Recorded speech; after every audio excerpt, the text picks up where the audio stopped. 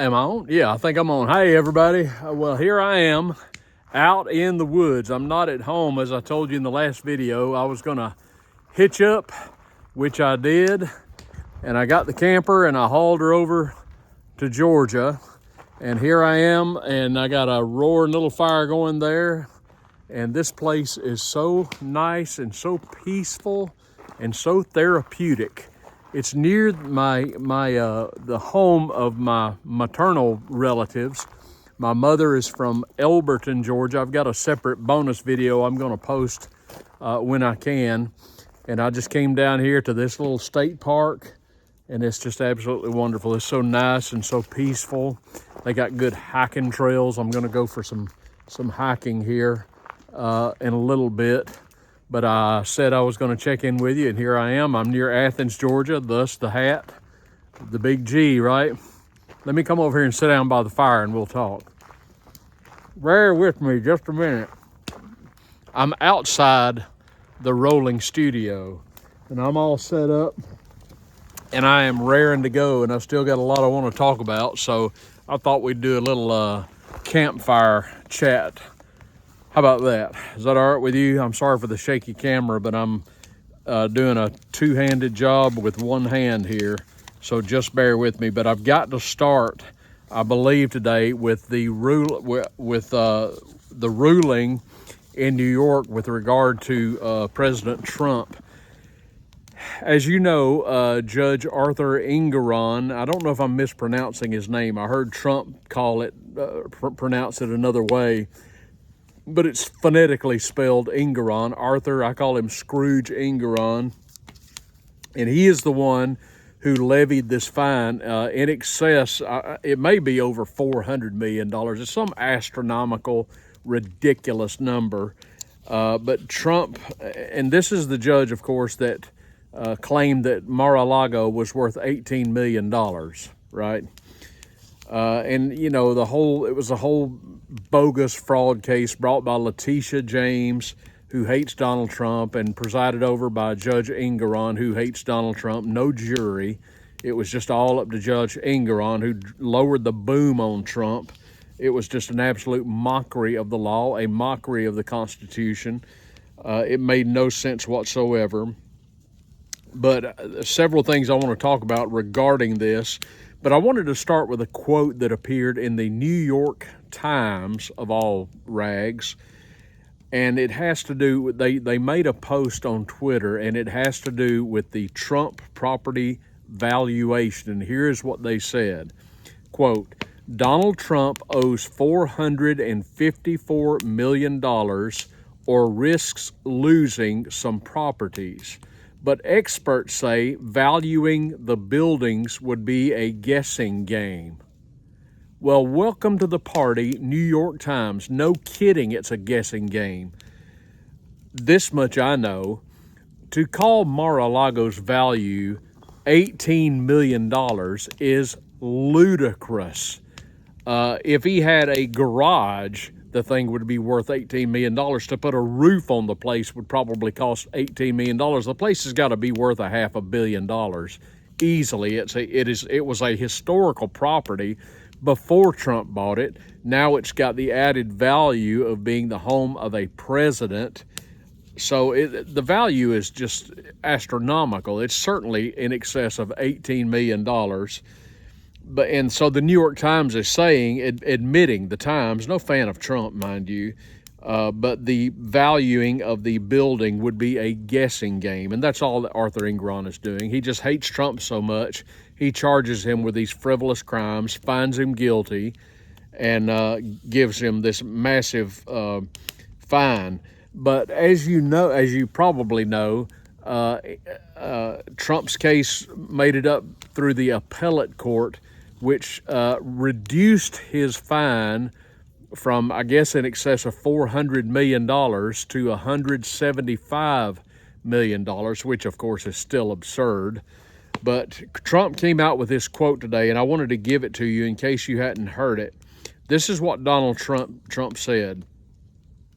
I quote, Judge Engoron and Letitia James should be forced to explain why he ruled that Mar-a-Lago was worth $18 million, when in fact it is worth from 50 to 100 times that amount. How did the Attorney General of the state of New York force this corrupt judge to do that in order to help her narrative, and why? Judge Engeron has refused to obey the decision of the appellate division relative to the statute of limitations. This is a confrontation between a judge and those that rule above him, a very bad situation in which to place New York State and the rule of law. Engeron has disrespected the appellate division and its very clear and precise ruling. He should be made to do so, and at the same time release the gag order. This is the 5th time in this case that he has been overturned, a record. Trump's not wrong about this, folks. His credibility and that of Letitia James has been shattered. We will abide by the decision of the appellate division and post either a bond, equivalent securities, or cash. This also shows how ridiculous and outrageous Engeron's original decision was at $450 million. I did nothing wrong, and New York should never be put in a position like this again. Businesses are fleeing, violent crime is flourishing, and it is very important that this be resolved in its totality as soon as possible. He is exactly right. Who in their right mind would want to go live in New York? I mean, if you want to go there and start a business, are you out of your mind? If you were going to go and start a business somewhere, you need to go to Florida or Tennessee or Texas or some business-friendly state, some state that is keen on liberty and freedom. New York would probably be the last pick, either New York or California, I'm thinking. All right, let me move on to Chuck Todd. Chuck Todd is the host of NBC's Meet the Press, a program that has gone in the toilet since the late Tim Russert died. It was respectable when Russert was the host of the show, but the current host of the show is Chuck Todd, who threw a hissy fit last Sunday on his show. And the reason he threw the hissy fit is because NBC, his network, has hired Ronna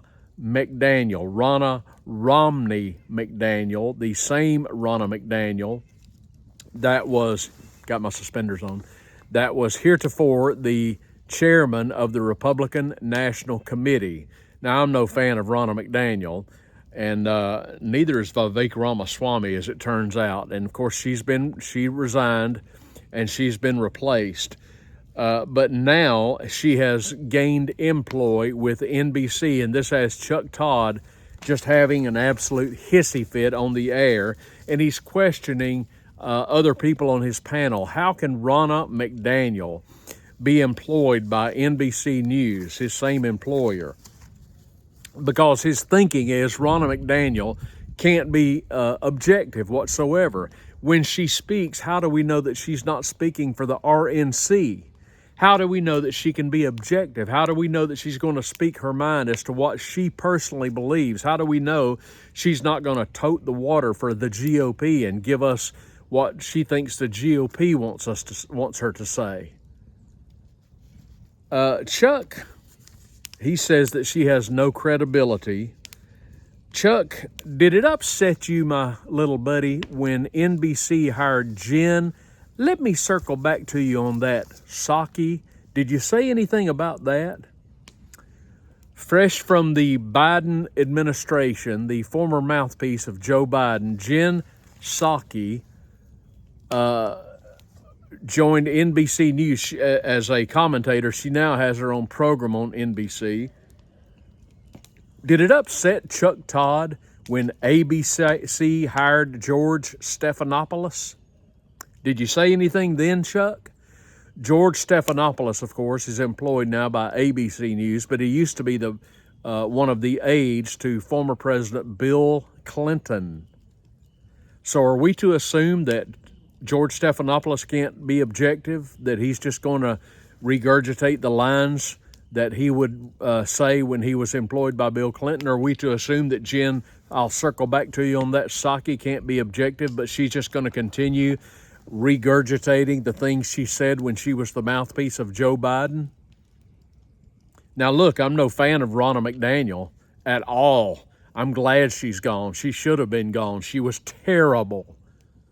But Ronna McDaniel is no right-wing extremist at all. After all, she's a Romney, for heaven's sakes.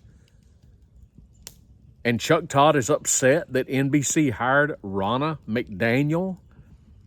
Maybe I could understand you being upset if they hired, I don't know, Alex Jones perhaps, or Tucker Carlson perhaps, or Candace Owens. I can understand why you would be upset with that. But Ronna McDaniel, why are you upset with her, Chuck? You think she can't be objective? If she's not liberal enough for you, you need to grow up. Chuck Todd is a baby. He needs to grow up and stop throwing a little hissy fit and messing in his pants just because his employer hired an old neocon hack has-been from the GOP.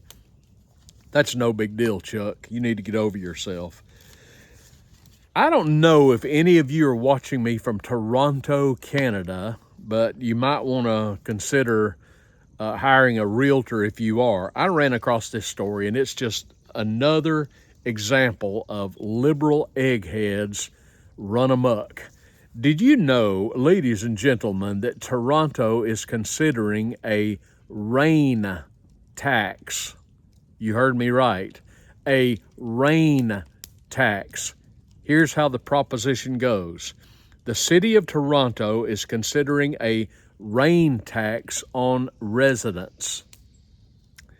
The larger your property, the higher your tax, because your property deflected more rain toward sewers.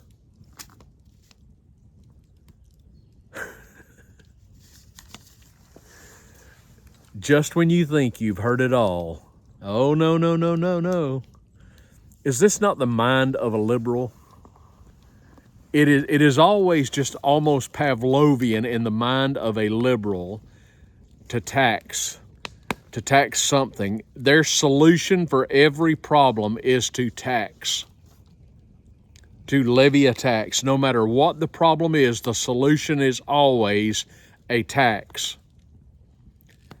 You know, Ronald Reagan, God bless him, rest in peace, Gipper. Ronald Reagan proved this profound truth when he was president. The first thing that he did, one of the first things he did after he took office in 1981 was to cut taxes. And do you remember, those of you that were around then, do you remember what happened when Reagan cut taxes? Revenues to the federal government grew. Do you know why? It's very simple. When you cut taxes, people have more disposable income, and this is what stimulates the economy, so people are spending more money. And when they're spending more money, businesses collect more revenue, and they pay more in taxes, not necessarily because the rate is increased, but because the volume of money being spent increases. Thus, the government under Reagan got more revenue. And still, we have this. This is documented truth. This really happened. It is a case study on how the government can actually get more money, and you'd think they'd be interested in this, right? You get more money when you cut taxes. Do you think liberals don't understand that? I think there's more to it than that, folks. I believe that they're not just so much concerned about revenue, they're concerned about power, they're concerned about control. They are concerned about controlling your life, how you live and how you spend your money, and how much of it belongs to them. I have told you many times that liberals, Democrats, they're not Democrats in Toronto, but they're leftists, they're liberals. They are they're the biggest bunch of busybodies in the world. They butt their nose in everywhere where it is not welcome. They cannot leave well enough alone. They don't believe in privacy. They want to know what you're doing, when you're doing it, how you're doing it, how much money you've got, how you're spending it, how much of it they're going to confiscate from you. They're just a bunch of nosy Nellies. They're busybodies. They can't leave people alone. That's liberals. That's Democrats. And now these brilliant liberals in Toronto are saying, hey, we know what we're going to do now. We're going to tax you. We're going to give you a rain tax, because if the bigger your property, the more you're going to pay, because more rain falls on your property and it runs into our sewers. I got squirrels chirping at me over here. The rain tax. Hey, if you're in Toronto, you might want to put a for sale sign up and move to Texas or something. I was mulling on something as I drove east. Let me get up and walk around. You mind if I do that? I was mulling on something as I drove east to this campsite today. It was about 230 miles. I drove right through the heart of downtown Atlanta, pulling this camper, and I made it. Traffic, I got there about lunchtime, so you know, it could have been a lot worse had it been rush hour, but I survived. It was still bad traffic, but I was pulling the old Jayco here and I survived. But I was thinking as I drove, you know, there is a real generational disconnect in America today. And I'm going to start sounding probably like an old codger when I'm talking about this. And maybe I am. I'm 62 years old. I'm in the last batch, pretty much, of the baby boom generation. The baby boomers came about after the Second World War ended. And I was born in 1961. I think 62 is the last year of the baby boomers. And then we had the hippies. And then I lose track of what they call all the generations. I know there's Generation X, there's Generation Y, there's the millennials. I get all that. But it just seems to me that there's such a disconnect. Isn't my fire pretty? I can build a fire. Marina taught me how. It just seems to me there's such a disconnect between the younger generation of Americans that are coming along as to how this country works or how this country is supposed to work. It just seems to me that this current generation of Americans has no connection whatsoever to the thinking that was employed by the founders of the country in which they reside. I don't know if they had the same love for liberty and freedom that so many of us were raised with. I don't know if they had the same appreciation for America's founding and the things we were founded upon. I don't know if they could give you any quotes from James Madison or George Washington or Thomas Jefferson or Patrick Henry, as we talked about the other day. I don't even know if they know who those people are. I don't know if they could name any amendment to the Constitution. I don't know if they could recite the preamble to the Constitution. I don't know if they know what the Bill of Rights are. I don't know if they know what the Articles of Confederation are. It just seems to be a generation that is completely out of touch with the moorings of the United States. That's what I believe is true and happening. And if I'm right about that, then the question would become, well, why is that? Why don't they know these things?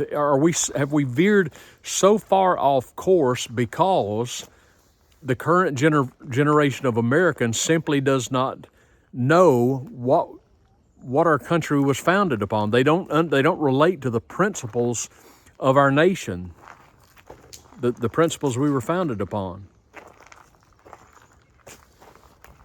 I believe it is that way because of academia. I believe they don't know these things anymore, folks, because the public education system in America has grossly failed them.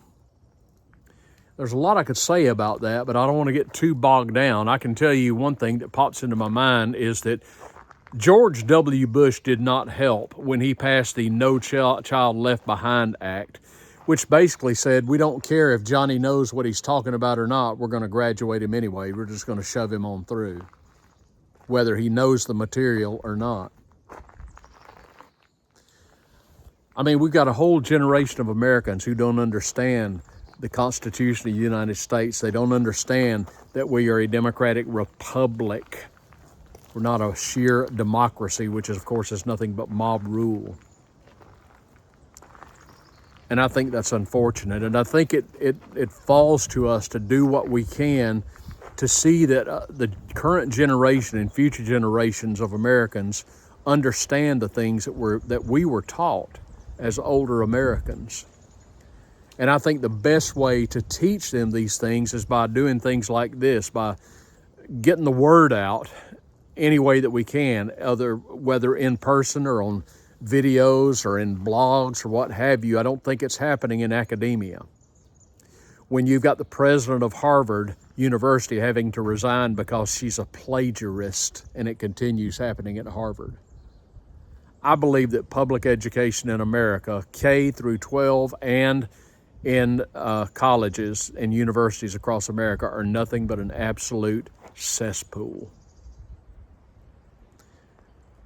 If I had a child growing up now, I would not place that child in a government school. I would place that child in a private Christian school of some kind, or they would be homeschooled. But I would not subject them to the filth that is present in government indoctrination centers, is what I call them. We need to somehow reclaim this current generations of Americans. I get a little cheered up when I see people like Vivek Ramaswamy and Ron Paul going to college campuses. And a lot of times they're telling these college-age kids things they've never heard in their life before. And you know what? Some of them like it. So hopefully that's the sort of thing that can catch fire, and we can help to right this nation, because my generation has failed America by and large. We've just completely failed them, because look at the situation we have now. Every 100 days, our deficit goes up $1 trillion. And this generation basically says to the next generation, you take care of it, and we just kick the can down the road. This is not sustainable. So whoever you're around, if you're around any younger people, take some time with them and help them to understand that there's more to life than what they're taught in government schools. I think I'm on to something, don't you? All right, I'm going to get back over here to my roaring campfire and really enjoy my time here at the campground. Marina's not with me. Marina was suffering from a migraine. She often has migraines, and she's and I told her, I said, well, honey, I'll stay with you. And she said, no, you go ahead. Go and have a good time, and I'm just going to nurse this headache. And but she'll be back. And so just say a prayer for her if you would. I'd appreciate that. Hey, listen, give me a comment down below. I would really appreciate hearing from you. Give this old video a thumbs up if you would. That would be fantastic. And subscribe to the old Triple T channel if you have not. I'd love to have you come along and join us. Everybody go out there and have a great day. Go Dogs. This is Trailer Trash Tim. I'll see you in the next one.